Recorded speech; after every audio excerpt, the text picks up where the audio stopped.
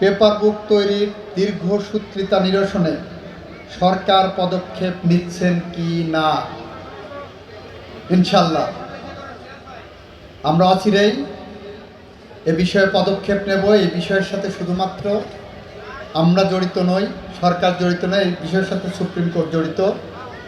ইতিমধ্যে আমি মাননীয় প্রধান বিচারপতির সাথে কথা বলেছি এবং ফাঁসির আসামিদের বিষয়ে তাদের শাস্তি এবং বিচার এবং তাদের বিচার প্রক্রিয়া দ্রুত শেষ করার জন্য যতটা পদক্ষেপ নেওয়া প্রয়োজন আমি ঠিক ততটাই পদক্ষেপ নেব। এইভাবে আমরা প্রতিশ্রুতিবদ্ধ। আপনি ইতিমধ্যে দেখেছেন ঢাকার মিরপুরে রামিসা হত্যাকাণ্ড, কি নির্মম নৃশংসতা, কি কথা! এটা মনে করতে গেলেও হৃদয় ওঠে, কণ্ঠরুদ্ধ হয়, বাষ্পরুদ্ধ হয়ে ওঠে। সে রামিসার বাবা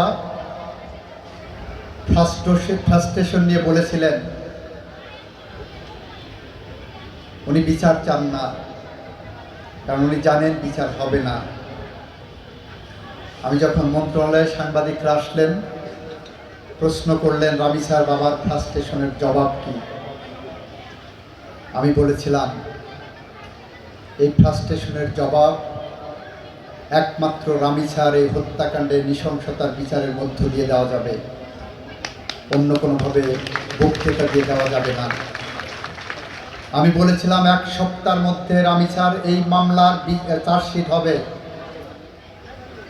আপনারা দেখেছেন আমরা 1 সপ্তাহ পূরণ হওয়ার আগে চার্জশিট দাখিল করেছি।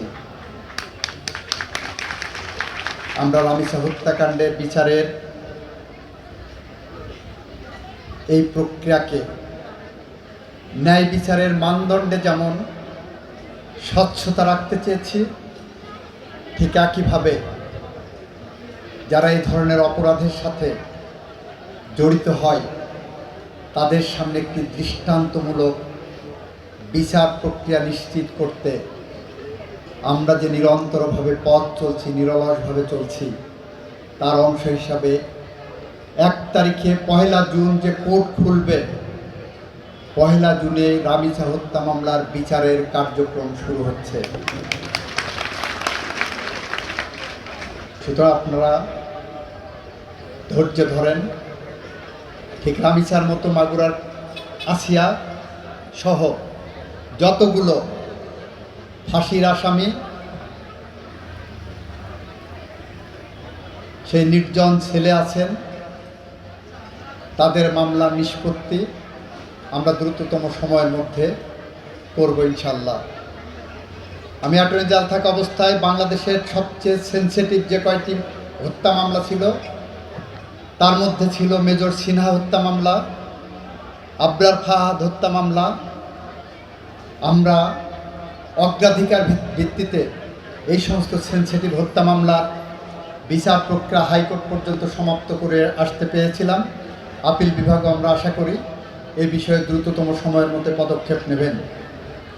আমি আমার কথা এখানে শেষ করছি।